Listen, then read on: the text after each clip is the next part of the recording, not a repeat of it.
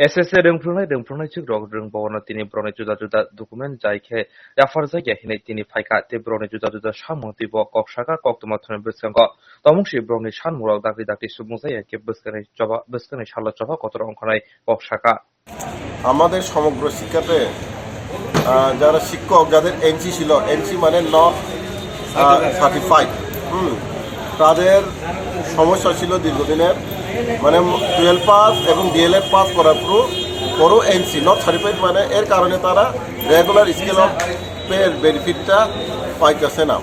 তো তার কারণে আমরা কিছুদিন আগে ওয়েবসাইটে একটা রেজাল্ট হয়েছে পাস, তারপরেও নোডাল অফিসার স্টেট নোডাল অফিসারের কনসার্ন স্টেট নোডাল অফিসারের কাছে আবার ভেরিফিকেশন করতেই এই কাগজ জমা দিতে বা এই সমস্যার সমাধানের জন্য আমরা সবাই আজকে এসেছি।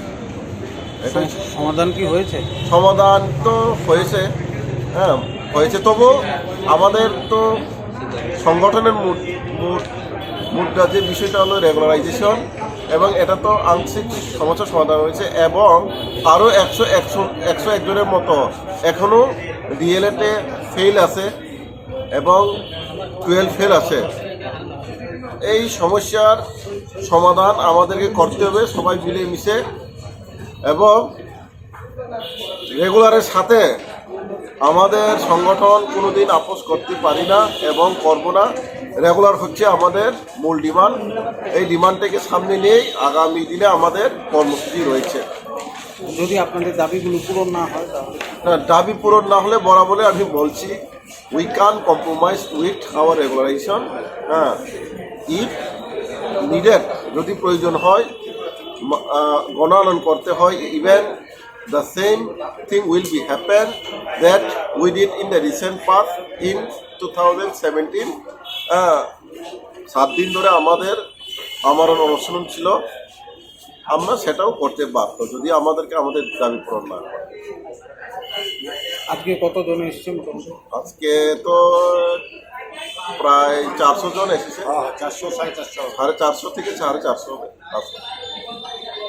আমাদের আরও মানে ফিনান্সিয়াল বেনিফিট আমাদের যেটা পাওয়ার দরকার বা উচিত, আমাদের পার্শ্ববর্তী রাজ্য নেইবারিং স্টেট যেমন আসাম, মিজোরাম, গতকালকে আমরা একটি ডেইলি নিউজ পেপারে দেখেছি, সেখানে দিয়ে 15% সমগ্র শিক্ষাতে যারা কাজ করছে তাদেরকে 15% দেওয়া হয়েছে, ইনক্লুডিং মেডিকেল অ্যালাউন্স। কিন্তু আমাদেরকে দুঃখের সাথে বলতে হচ্ছে এখনও আমাদের দিচ্ছে না, 15 দিয়ে দিচ্ছে না।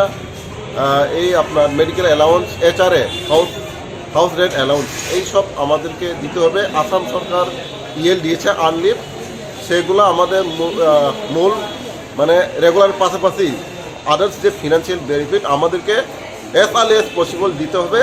তা না হলে আমরা কঠিন সিদ্ধান্ত নিতে বাধ্য হব। এটাই হচ্ছে আমাদের সবার। এইসব আপনারা দেখেছেন আমার সাথে যারা ঠিক আছে, সবার একটাই ডিমান্ড। আমাদের ডিমান্ডে কি আপনারা বলুন তো হবে, এবং অন্য স্টেটে যে সমস্ত ফেসিলিটিগুলো দিচ্ছে আমাদের দেওয়া হচ্ছে না কেন, আমরা বুঝতে পারছি না। এই সমস্যার সমাধানে সরকার আমাদের পাশে থাকবে, আমরা এই আশা রাখছি। এবং পাশাপাশি নিয়মিতকরণের জন্য আমাদের যা কিছু করতে হয় আমরা সবাই সমবেতভাবে আমরা আন্দোলনে অংশগ্রহণ করব। আমরা এই কঠিন সিদ্ধান্ত নিতে বাধ্য হচ্ছি।